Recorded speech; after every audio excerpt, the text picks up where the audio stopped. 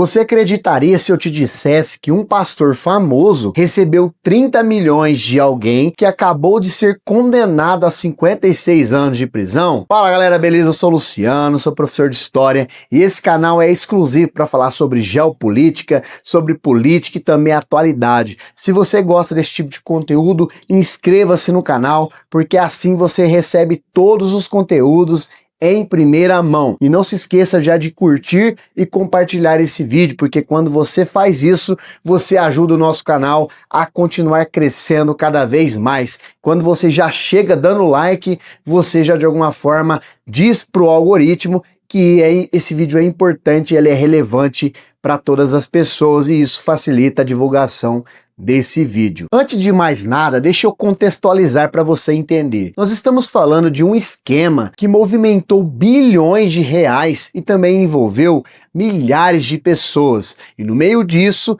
nós temos um pastor muito famoso. Sim, você ouviu direito. O sheik do Bitcoin, ele não era qualquer empresário. Ele tinha mais de 100 empresas de óculos e também de perfumes, e conseguia convencer pessoas comuns como eu e você a investirem bilhões em criptomoedas que na prática nunca existiram. Agora, como que o Malafaia entra nessa história? Ele tinha uma editora em recuperação judicial e acabou recebendo um aporte de 30 milhões para tentar salvar a sua empresa. Até aí parece a ajuda de um investidor, certo? Bom, mas a origem desse dinheiro era suspeita. O curioso é que essa sociedade começou muito antes mesmo de qualquer denúncia do Ministério Público. Então, legalmente, o pastor Silas Malafaia, ele não estava infringindo a lei, mas moralmente é outra coisa, né? E olha só,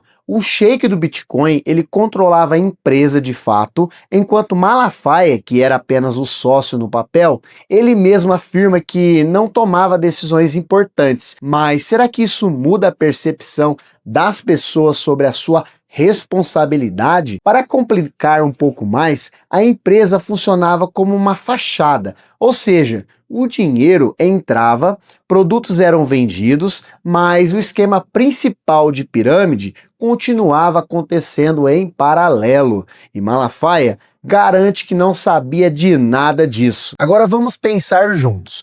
Como que alguém pode receber milhões de alguém que está prestes a ser investigado e também condenado sem levantar qualquer suspeita de terceiros? É um cenário cheio de perguntas, né?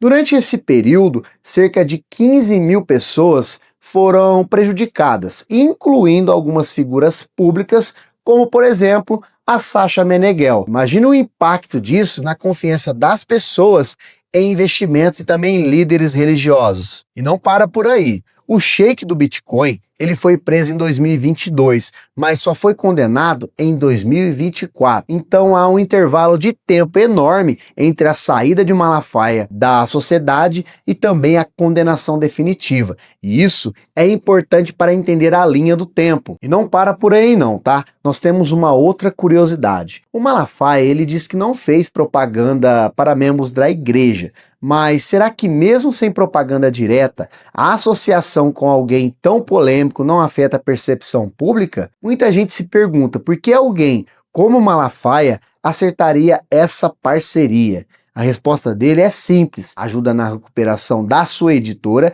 e também na sobrevivência do negócio. Mas a pergunta que fica é, até onde vai a responsabilidade em sociedades como essa? Vamos analisar um método.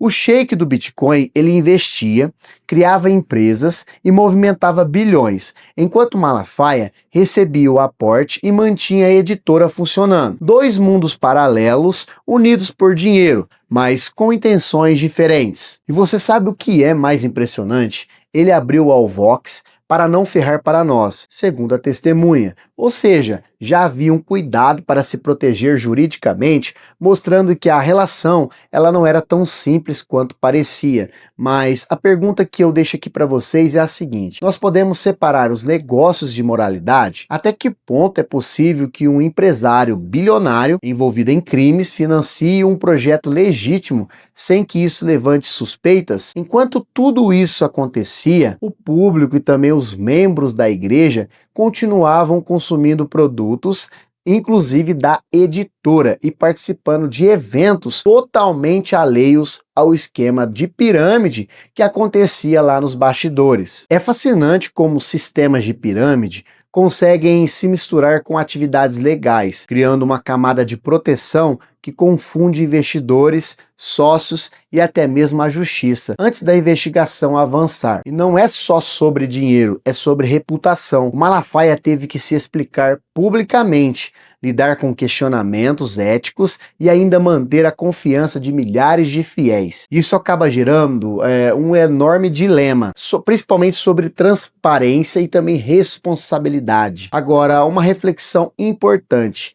Mesmo saindo de uma sociedade antes das denúncias, a associação com alguém condenado pode acabar mantendo impactos duradouros na imagem de um líder. Isso acaba valendo para qualquer pessoa que faça parcerias comerciais. Então pense comigo, um aporte de 30 milhões pode salvar um negócio, mas também pode colocar você no meio de uma tempestade que você nem percebeu. E essa é a linha tênue entre a oportunidade e também o risco. E por fim, eu deixo uma pergunta para vocês refletirem. É possível separar a inocência legal da percepção pública? E você teria aceitado essa parceria sabendo do histórico do investidor? Se você gostou do vídeo, curta, compartilha, porque quando você faz isso, você ajuda o vídeo a crescer cada vez mais, ganhar mais visualizações e também o canal continua crescendo cada vez mais. E inscreva-se no canal também, porque assim você terá acesso aos vídeos postados no canal em primeira mão. Até o próximo vídeo!